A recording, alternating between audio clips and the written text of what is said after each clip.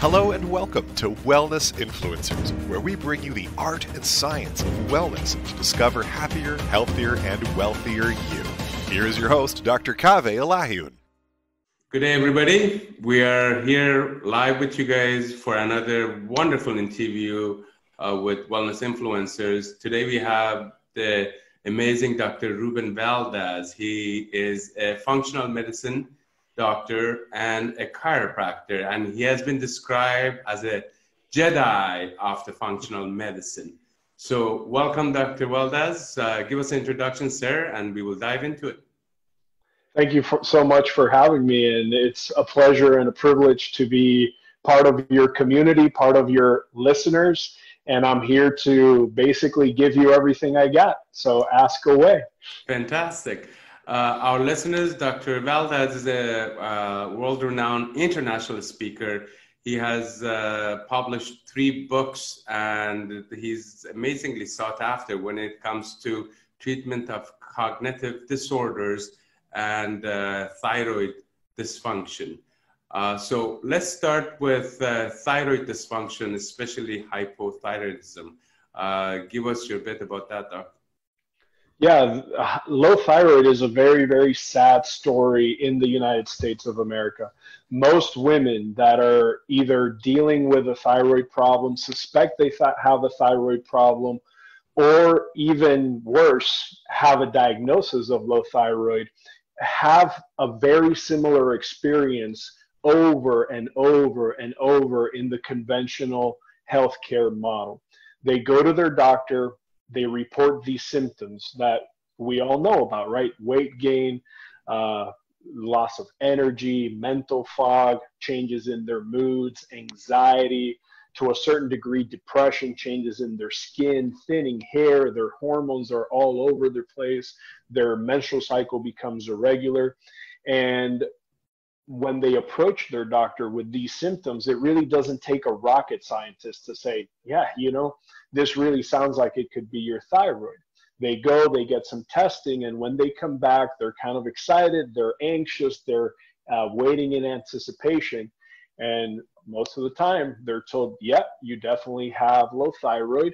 And before the word hypothyroidism is even coming out of their diagnostician's mouth, they already have that script for hormone replacement therapy, which they're told they now need to take for the rest of their lives.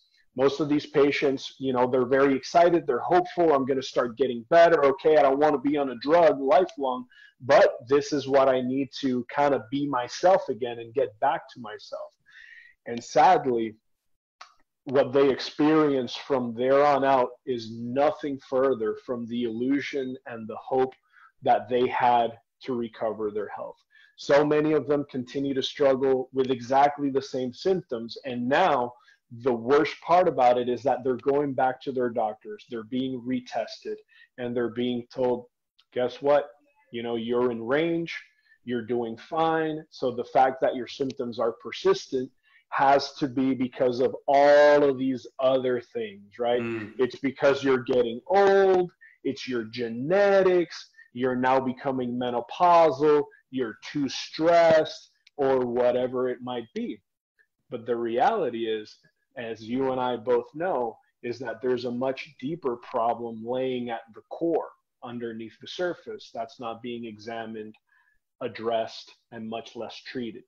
Now, there's 2 problems with that. Number one, the number one reason why people develop low thyroid here in America and in the entire world is actually a very severe problem that commonly leads to other major health complications. And number 2 is that unfortunately, the only thing that's done for these patients is being given a hormone replacement regimen while a much more complex disease process is happening underneath the surface. And then people wonder, hey, why is, you know, Synthroid or Levo the number 1 selling drug in America? You know, it's so basically it's no mystery to the mystery. So they're treating the symptom of the bigger picture of the disease that's going on, but you're basically treating one of the symptoms. Absolutely, one of the symptoms. And as we've both been trained, we know that there's probably 5 to 6 major reasons why somebody develops low thyroid in the first place. And on top of that, there's about 25 contributing factors that all feed into the reason why you're low thyroid. Now, I don't know if this is kind of clicking, but we can't approach a problem that's this impactful in a woman's life like if we were, bad mechanics and saying, turn the car on, it's making a weird noise. Well, you have car not working syndrome, right? So since you have car not working syndrome, just dump this oil in the car and we'll see it in 3 months and let's see what the car's doing then. And then the car kind of comes back, and what's going on with the car? Well, it still has car not working syndrome. And so all of these other things are always put to blame, but the reality is that no one is taking the time to really dive deep and look at what is going on with this individual, with this unique human being that continues to struggle and to suffer, and that the healthcare system that they're putting their trust and their dependence in is failing them over and over and over again. You look at these patients 10, 15, 20 years down the road, they are beat up, they are frustrated, they're depressed, they're getting sicker and sicker, they develop multiple autoimmune diseases, their risk for cancer is through the roof, and they're being told the same stuff for 15, 20 years. Imagine being in those shoes. What a horrific situation. And I feel so privileged. I feel so honored that as part of our core training as doctors of chiropractic, and on top of that with specialty training in functional medicine, we are some of the few people in the entire world that understand that without addressing root cause, true health can never exist. This problem is becoming so endemic, so epidemic, that if you are currently a female above the age of 65, you have a 1 in 3 chance of having hypothyroidism or some type of low thyroid dysfunction. That is 33% of our female population. Wow. If you're a female above the age of 40, you have a 1 in 5 chance of living with a thyroid disorder that you might not even know about. And so people say, man, this topic about thyroid is really hot, and everybody's kind of talking about it. I really believe that all of us in our profession have a profound responsibility and a duty to be kind of the forefront, the voice of true healthcare, not sick care, not the thing that we've been given and offered as a solution, but the true voice of healthcare, the providers that understand what's going on underneath the surface. And if we look at the philosophy of what we do at its core, I had the opportunity of going to Palmer College, right, a very philosophical school. And there I learned that thyroid function controls tone of the central nervous system. So even at that level, when we're trying to affect change in the central nervous system, if these things are not being looked at, if they're being ignored, I think that we're really doing a disservice to our patient population. I mean, thyroid is such an important hormone, and it controls so much in our body that ignoring thyroid is absolutely detrimental to our well-being. And a lot of people have different ideas about why hypothyroidism does happen. But one of the most valid researches shows that it's an autoimmune disease, and the body basically attacks the hormone and the thyroid gland and so on. Now, in your research, what has been the predominant cause of this hypothyroidism, especially in our North American lifestyle? Yeah, so without a doubt, 92% of the entire low thyroid population is low thyroid because of Hashimoto's. Now, Hashimoto's is a very complex animal. Much like any other autoimmune disease, there are a finite number of triggers that can cause the immune system to become overactive, undifferentiated, leaving that immune system in a position where it becomes very difficult recognizing self to non-self. Now, as far as known triggers for autoimmunity, I'm going to start naming off a few, but here's the really important part, and here is the piece that really will create a highly successful clinician in stopping and remitting the disease process versus a clinician that's kind of maybe helping with symptoms, maybe improving quality of life, but might not be really stopping the disease at its core. There is no one single trigger for any one individual. The reasons why people develop autoimmune disease are as unique as their fingerprint, right? So let's talk about the 36 potential triggers, right? We all know about the risk of viruses like Epstein-Barr, cytomegalovirus, leaky gut syndrome with increased membrane permeability, driving molecular mimicry. We can talk about hormonal surges, chronic surges, like those brought about by insulin resistance, where insulin spikes every time we eat, cortisol surges from stress, adrenaline surges, estrogen surges in younger females that are on hormone replacement therapy. We can talk about chronic inflammation from the diet and the way that this person has been eating for the last 15, 20 years, having a mismatch with their genetic code. We can talk about the exposure, the massive exposure of toxins that we're all having on a day-to-day basis. Current studies say that every day we're being exposed to nearly 700,000 toxic chemicals per day, from the stuff we put on our body to what we wash our clothes with, to what's used to clean the spaces in which we live, to what's put in our food, to what we inhale from the fumes of life outside, you know. And so this becomes very, very burdensome for our bodies, and it just creates this biochemical insanity. The important thing to understand is that no one of these things is more important or more critical than the other. These things in combination, and in most individuals, you're going to see that there's usually 4 to maybe 6 things that are what are genuinely and positively disrupting the matrix, right? Homeostasis, and really driving that immune system up. So the key to be truly successful with a thyroid patient, with a Hashimoto's patient specifically, I would attribute it to 2 key elements.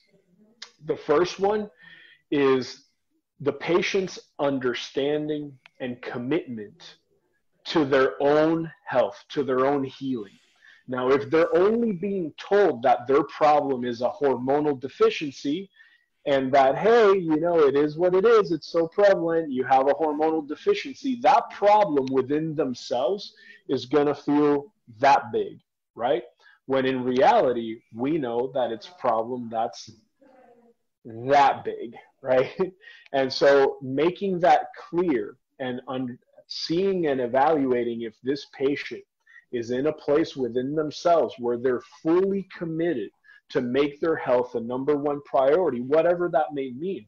Well, if that means changing lifestyle, changing diet, changing nutrition, changing stress management, whatever it means, if you understand the implications of this disease process, which we can talk about over time, then the next step is, how ready am I right now to begin to do the things I need to do to heal from this disease? And then #2, the second piece is making sure that you're working along a provider that has the tools to test you profoundly, to test your blood chemistry, your hormones, to test your toxins, your inflammation, and that understands that there's good tests, good quality tests, and that understands that there's some tests out there that might sound great, but actually don't really give you very valid data. Those 2 pieces, if they come together, you're going to have a very, very successful outcome with every single case that walks in through your door complaining about low thyroid, persistent low thyroid symptoms. Dr. Valdes, you opened a huge can of worm here, and especially when it comes to hypothyroidism, you know that our populations suffer and suffer in silence. And unfortunately, I have come across, I'm sure you have too, that our patients are used to saying, give me this pill, it will fix everything. But they don't recognize that it really doesn't do it. It's just masking the symptom. The underlying cause is still there. So what do you suggest and what do you recommend for people who do have Hashimoto, active Hashimoto's disease, and what's your recommendations? Well, yeah, absolutely. The first thing is, and as crazy as this is to even say coming out of my mouth, is that most people that have Hashimoto's don't even know they have Hashimoto's because nobody's testing Hashimoto's, right?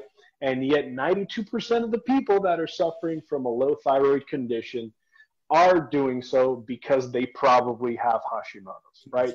So that's the first thing. If you haven't confronted your primary care provider, your endocrinologist, your family provider, it's time to be a little bit on their face and be like, hey, doc, you know, I've been reading, I've been learning that what might be going on with me is a lot more complex than just a hormonal deficiency. Why haven't you tested me for Hashimoto's? Here's going to be their answer. Well, we know that most people with low thyroid have Hashimoto, so it really doesn't change the course of treatment. Do not accept that answer. That answer comes because at their core, the core of their training is pharmacological. That is what they do. That model of care, even though extremely useful for many things, when it comes to chronic diseases like this, that model is about naming the disease, diagnosing the disease, and once it's named, putting you on a standard of care treatment that is the same treatment for every single person. It does not look at why you have the disease, what are the reasons why the disease is persisting in you, why the symptoms are not resolving. There's no digging, there's no discovering, there's no process of investigation. And for medicine and healthcare to be really, really good, it has to be personalized, it has to be customized, it has to be individualized to that unique patient. So that would be my first and most important recommendation. Second, make sure you find a provider that is in the loop, in the world of functional medicine. And here's how you know. I've seen it, I see it all the time.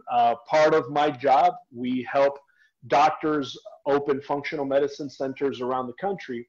And sometimes I'm approached by doctors telling me like, hey, I like functional medicine. I'm starting to do functional medicine. And the extent of that for them is giving their patients vitamin D and giving them omega-3s, you know what I'm saying? And that is, you know, and giving them a paper with some type of diet, and that's not true functional medicine. Doc, you know the amount of work, the amount of training, the amount of detail that we need to go into to make sure that we're giving that patient the true experience of what functional medicine is. And so that would be my second recommendation is do your homework, connect with the provider, ask for a consultation, 15 minutes, jump on the phone. Hey, what do you do? What's your approach to this?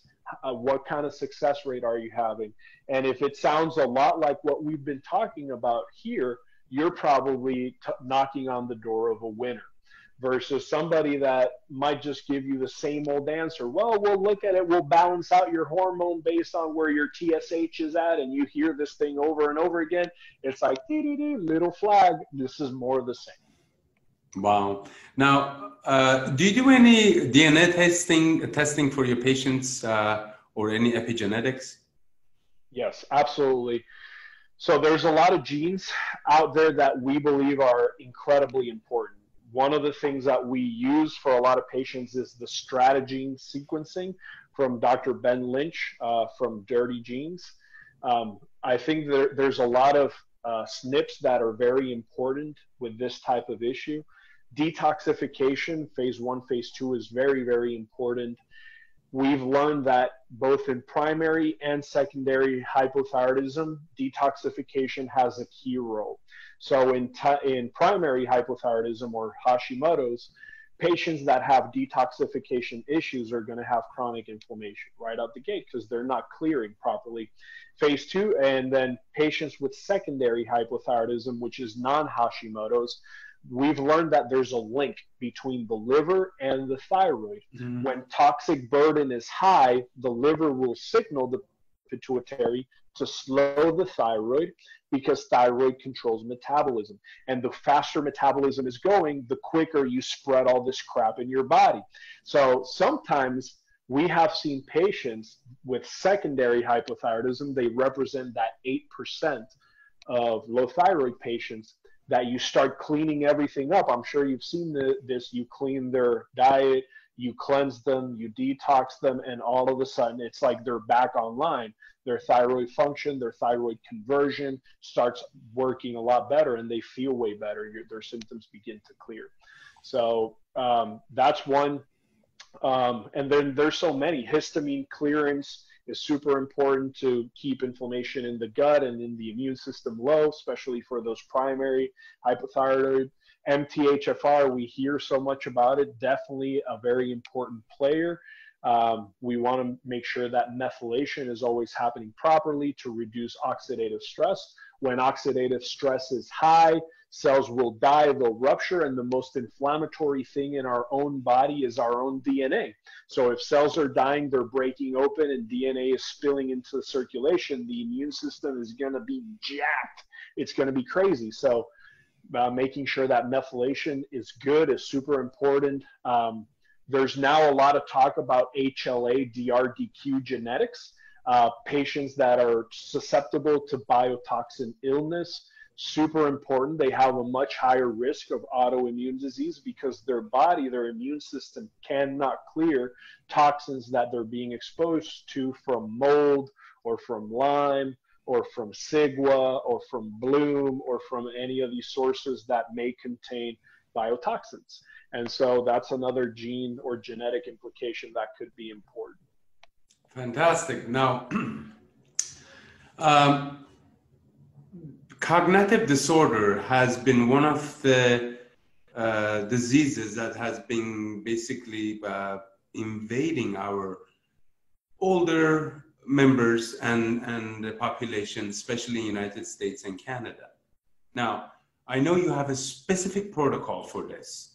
Can you please give us a little breakdown? Let us know where your research has gone and taken you to. Yeah, absolutely. So it's not my protocol. I trained in the Bredesen Protocol through the Institute for Functional Medicine. The first round of doctors that were trained for this in the IFM, it was a whole process. You had to apply, you had to be approved. So I came out of that first cohort. We were about 200 doctors. And so that gave me the opportunity to be one of the people that has been doing the protocol the longest.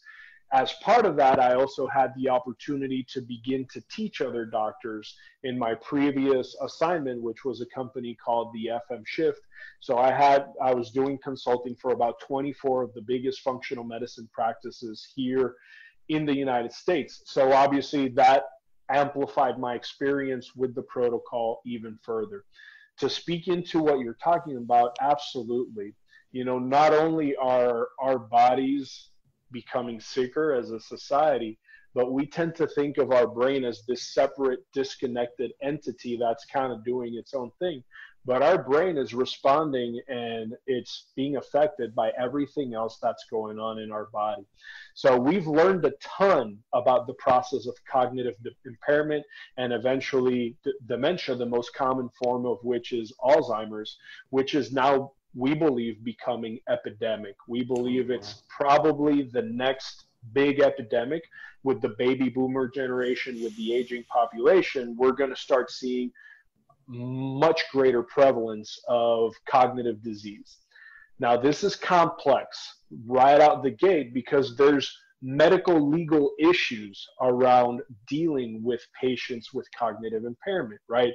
Their ability to make their own decisions and all that type of stuff. So something important, very, very important for providers is being able to know and understand what kind of patients they should select into the protocol, and what kind of patients, unfortunately, as much as they would want to give them the opportunity, might be too far gone into the progression of the disease to bring them onto a protocol like this.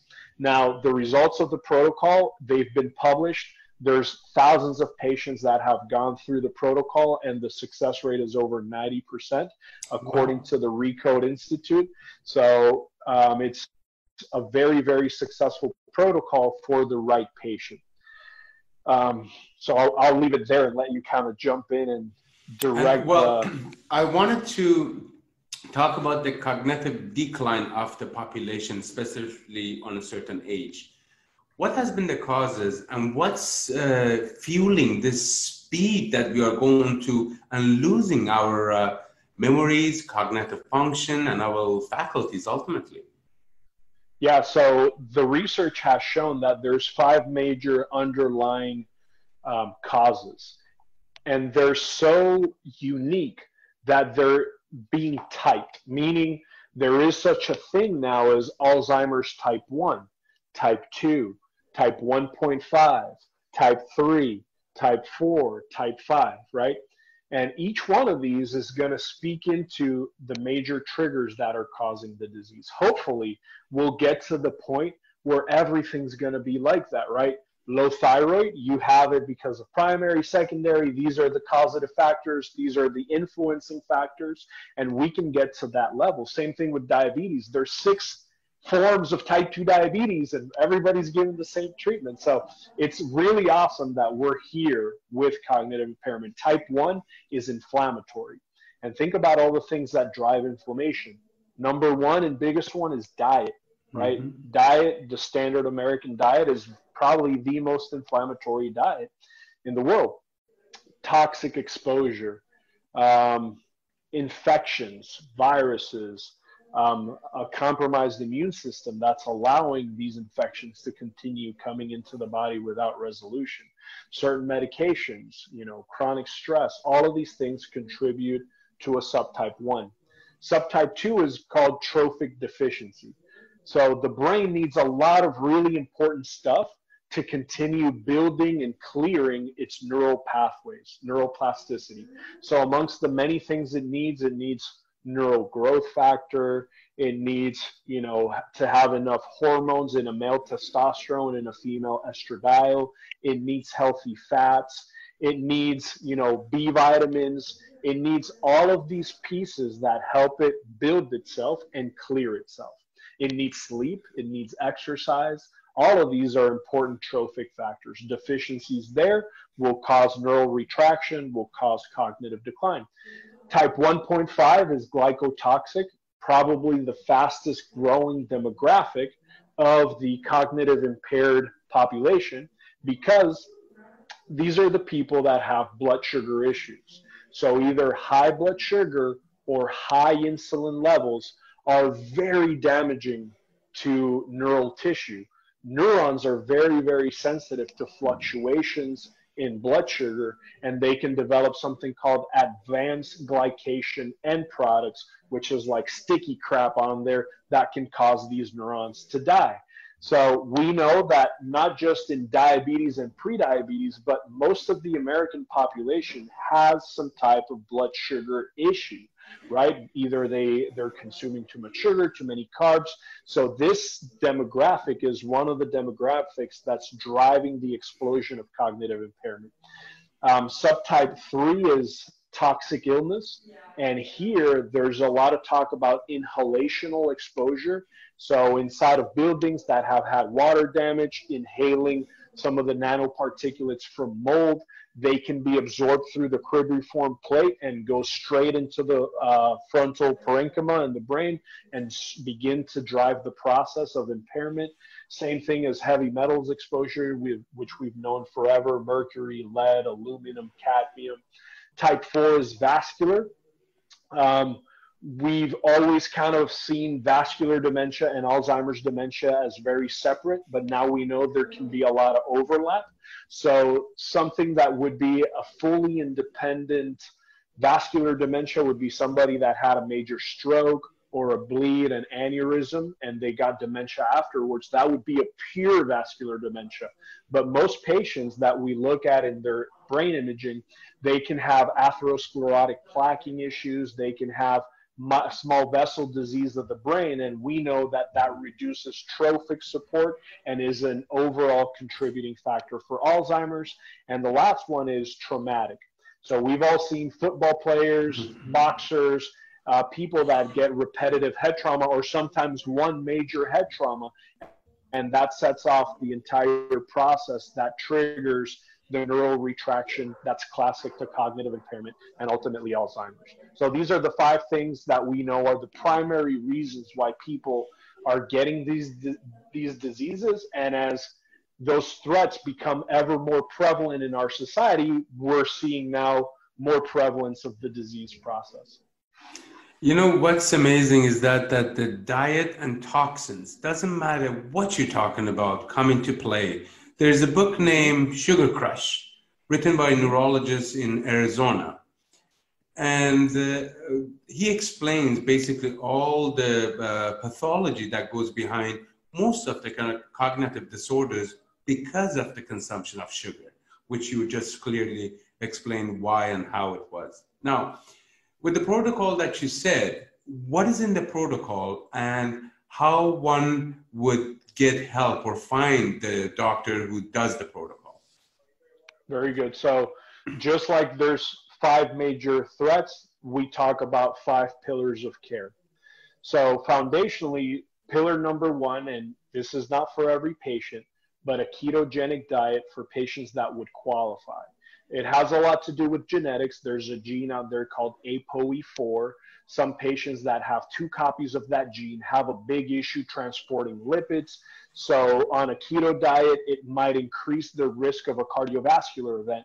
So for that small percentage of the population, the MIND diet would be the preferred approach. So those 2 food approaches, the keto diet is very specific. It's called the Keto Flex 12-3, which primarily uses plant-based fats, which we all know, you know, like avocado and coconut and all that stuff. So food is going to be super important, cleaning that up. And the reason why ketones are important is because we know that for most of these patients, the blood sugar mechanism in these neurons is all messed up. Using glucose in the neuron is a very ATP expensive process. It requires about 16 ATP. When we are converting our fats into ketones, ketones go right into the neuron. There's only 4 ATP that are consumed in the entire process. So it's very energy efficient, and the brain can get a lot of energy, and those neurons can get a lot of energy from the ketones. So food is going to be super important, cleaning that up. Removing the things that are making holes in the gut, like gluten and dairy and all the stuff that has Roundup in it. You know, get that out of your life yesterday. French fries that are fried in crappy oil and all those things. Number 2 is going to be exercise. Exercise, the right type of exercise, which is going to be high intensity interval training, is going to fulfill a few really important purposes. Number 1, increase blood flow into the brain. Number 2, by increasing lactic acid concentration in muscle, you're going to start driving growth hormone and neural growth factor, which are critical hormones for the building of new pathways in the brain. And in addition to that, you're basically going to get yourself in better cardiovascular health. What's good for the heart most of the times is good for the brain. Number 3, we want to make sure that you're sleeping really, really, really, really well. Sleep is one of the biggest drivers of cognitive impairment, and you've probably been seeing all the articles I've been seeing coming out about the sleepless generation, all these women currently that are having, you know, their sympathetic nervous system, it's like the gas is down all the time and they can't switch it off, and they can't sleep, and they can't rest, and they can't meditate, and they can't focus. That stuff is like ground zero for Alzheimer's, because during sleep, a lot of very important things happen in the brain. We groove pathways that we've created that day from whatever we've learned, from whatever we saw. We're grooving, we're nourishing those pathways. There's also a process called autophagy, where the immune system in the brain begins to clear debris and remove all the crap. And those amyloid fragments and those amyloid precursor protein fragments are being cleared out, allowing those connections to form properly. So the third thing is going to be intermittent fasting or fasting, making sure that we're not eating right before we go to bed. Super important, because that way we're not driving our insulin up, we're not driving our blood sugar up. Fasting also drives autophagy, so when we're not giving the body nutrients and food, we can allow the immune system to kind of redirect itself to this process of cleaning and clearing. And then lastly, very important, is brain training. We want to train our brain every single day. On step one, we want to remove the threat, the things that are making the brain sick.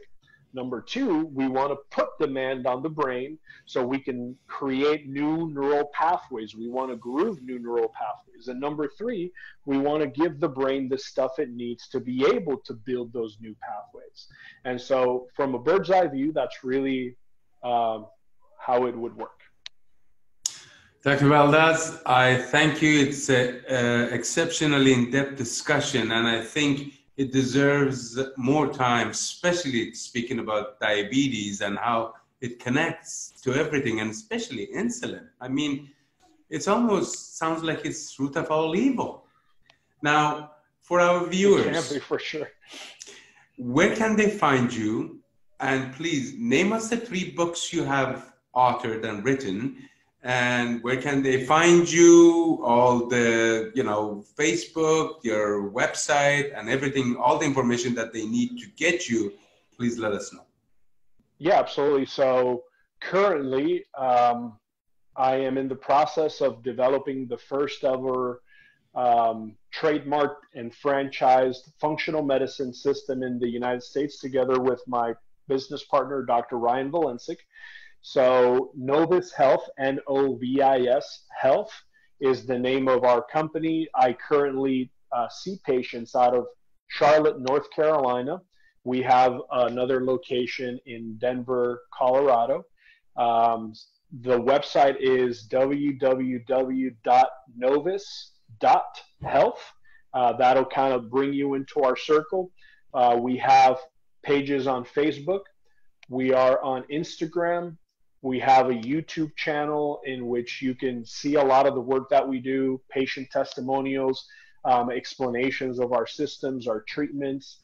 As far as the books, my first publication, From Diabetic to Non-Diabetic, is found on Amazon. It was rated as an Amazon top seller, so that can be found through Amazon.